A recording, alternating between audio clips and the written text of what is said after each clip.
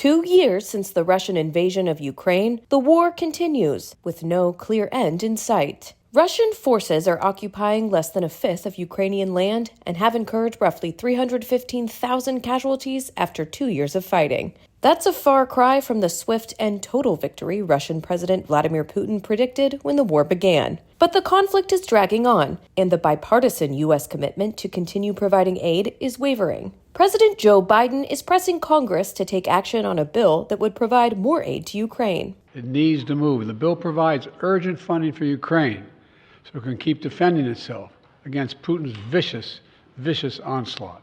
Republicans on Capitol Hill are increasingly skeptical of sending more money to Ukraine without additional oversight. Reports of corruption in Ukraine have also complicated the path forward for aid, and Republicans have questioned whether President Biden has an exit strategy for the U.S. involvement.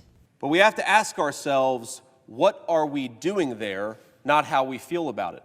What is our objective there, not how sad we feel about what's befallen the innocent civilians? We have to engage in what the bipartisan experts have failed to engage in for 50 years, a conversation about strategy. The Biden administration has highlighted that much of the money appropriated for Ukraine ends up getting spent within the U.S., often for manufacturing the arms that will eventually go to the battlefield.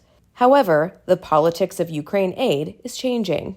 Polling shows Americans are less supportive of endless funding for the Ukrainians. Ultimately, the Biden administration will face pressure to outline the end goal of its support for Ukraine as the presidential election heats up. Sarah Bedford for the Washington Examiner.